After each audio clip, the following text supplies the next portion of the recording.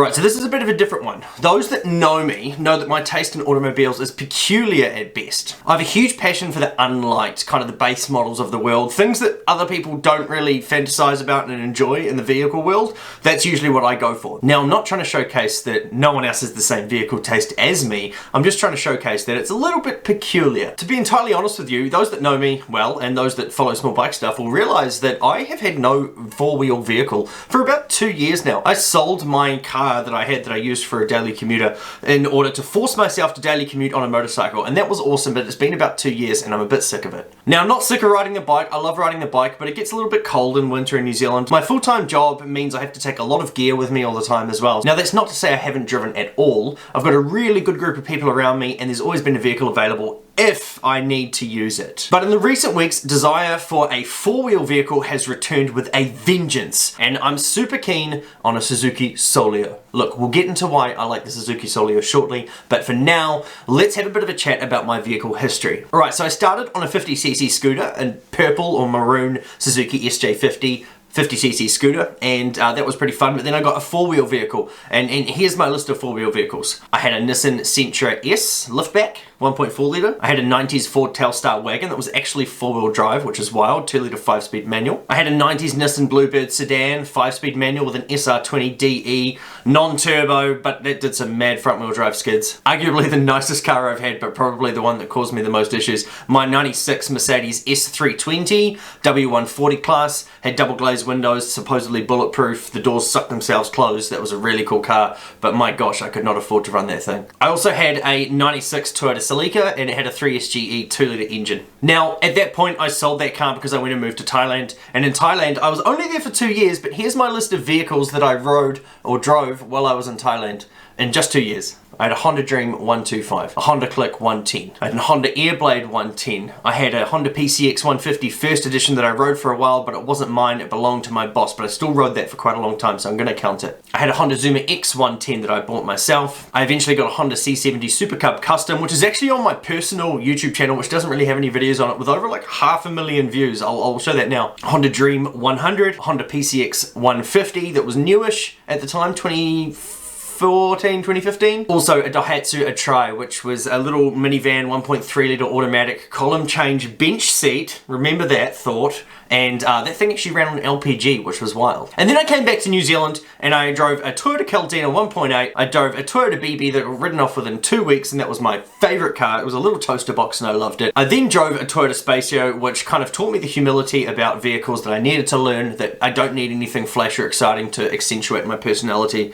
I am me and the car is a car, and that was a cool lesson to learn. And then finally, also we have my Honda Wave, which is what I'm left with at the moment. That's the vehicle history summed up from start to finish. But why the Suzuki Solio? Well, the one I've found is from the early 00s. It's a compact vehicle, it's a 1.3 litre automatic, but why am I interested in them? Well, first let's cover off some of the facts about the vehicle itself. Now, the Suzuki Solio is essentially a follow-on from the Suzuki Wagon R. Now, the K-car enthusiast, or just the small Japanese domestic market car enthusiasts, will probably know the Suzuki Wagon R. It came in a turbo version and it was super popular. Literally looked like you could push it over with a stiff breeze. The Suzuki Solio is a follow-on from that, and it's actually classed as a mini MPV. It was first built in 1997, but it came in a 1.3 and a few other sizes as well. The second generation that I'm interested in was much the same. Had a whole bunch of different engine types. No four-wheel drive that I can find, unfortunately, on these models. The second generation was also rebadged and produced in a couple of different countries. It was known as the Vauxhall or the Opel Agila, and also it was known as the Chevrolet MW. And it's got the Suzuki 1.3 M13A engine, which if you know a little bit about Suzukis, you know that's a pretty cool engine that's in a lot of vehicles. Now, why do I love this thing? A few years ago I developed this fascination for bench seats, and bench seats are meaning in the front of your car, it just goes all the way along. Got a nice little bench seat in the front for that close proximity travelling. Reminds me of my HQ Holden days. In modern times they've gone away. I don't know whether it's safety regulations or what, but you can get cars that have the two front seats squashed together. They generally tend to be small vehicles like this here. the Suzuki Solio. But when you do squash these seats together, obviously you run into a few issues. You can't have a shifter there in the middle, so it has to be a column shift, which I've kind of come to like. That's from the Toyota Crown Wagon, JZS 130G. You can get those, which are a mid-90s Toyota Crown with a 1JZ, which I absolutely love. They're so cool. Still my dream car to this day. You can get them with the old classic chrome bumpers and the twin headlights and all that kind of stuff. Long story short, they came with a normal automatic in the middle there, but also you could get a column shift one that had a bench seat, so you could have, you know, 6 up in your Toyota Crown Wagon. Fuel injected reliability while looking like you're from the 70s and a Mad Dog wagon cruiser. Oh, it just absolutely just fascinates me. I love that vehicle. That's where my fascination for bench seats started. I eventually got my own bench seats when I had the Toyota BB. That was wicked. I really liked that. I think I drove along with Andrew in there once, sitting right up beside me, leaned up against my shoulder, and that was really cute, and I enjoyed that. Thanks, Andrew. Good times, good friends. I love these bench seats, and this vehicle has them, so that was just an immediate wow for me. It's got a small engine, and fuel prices are going through the roof, and I like to do other stuff. I don't like to stay in New Zealand all the time. I like to go other places. So I like to save my money. And the only way to save money is to not spend much money. And if you need a vehicle to get around, the best way to save money is to have one that doesn't use much fuel. Now that column shift up there, that's a throwback for me to the Toyota Crown. It's automatic, so it's a 4-speed automatic, but yeah, it's got the column shift change. I just like that. I just like the feeling of being like this and just going, yes, changing my gears. It makes me feel good. Although all you're ever doing is park to drive or park to reverse or neutral. Yeah, you're not really doing too much gear changing. Anyway, why am I talking about the Suzuki Solio? I found one. There is a local auction house on the other side of the city, and they are open today. It's about 8:55, 9 a.m. in the morning. They open at 10. I'll probably give them an hour, and then I'll pop in about 11 o'clock, and I'm going to go and try drive this thing. It goes up for auction tomorrow night, and I don't know, maybe tomorrow night I might own another car. I guess we'll see.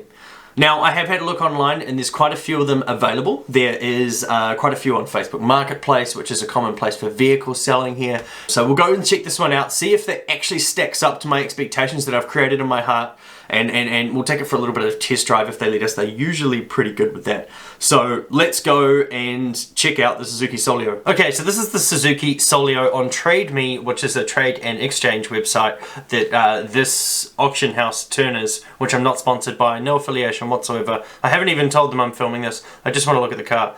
They have a good test drive policy, so hopefully I can go take it for a hoon. Let's look at the photos really quickly. Big front lights, got bus style, huge mirrors, a couple of scrapes there on the front. I noticed that the front left, this side here, seems to be detached a little bit on the front bumper. Lots of glass. It's like a glass house. I like the rear quarter windows. They're very cool. The rear looks like a Suzuki Ignis. It's got key locks on the front and the rear. A lot of curbing on the original hubcaps. Let's look on the inside. Oh, M13A engine. Wicked engine. Used in a few different vehicles. You've got your view from the rear here. I don't like the interior colour, but I do like the interior. That front bench seat there is just, well, it's not a traditional bench, and you have to have your seat and the passenger seat somewhat similar, but I really think it's cool. I do like that. The column change there, and a pretty basic dash setup as well. A stereo which you can replace very easily, and easy to use air conditioning controls, quite traditional. Kind of almost classic for me now because they've got a 90s JDM feel. This here, basic Speedo. I kind of like the white-backed Speedo, but what I don't like is the fact that it's only got a light for the temperature gauge. There is no physical gauge to represent the temperature. And the rear, that's the rear end there. So it's a cool little vehicle, and that's the key. They've got 14 photos on here. It's got 108,131 kilometers, so not too bad. 1320cc, as you can see there. Had over 5 owners before, which is pretty interesting. But yeah, doesn't really have much info here. These guys put most of it on their own website, so if we click there and have a look, there you go. There's a bit more guff about it. No, not much more. So we're just going to go have to see it. It's at $905 now, and it finishes on Monday the 18th of July at 7:18 p.m. It's currently Sunday 17th of July at 9:30. So let's go figure this thing out in real life. Is it actually as cool as I'm making it out to be? Let's go see this thing at Turner's and see if we can actually take it for a drive ourselves.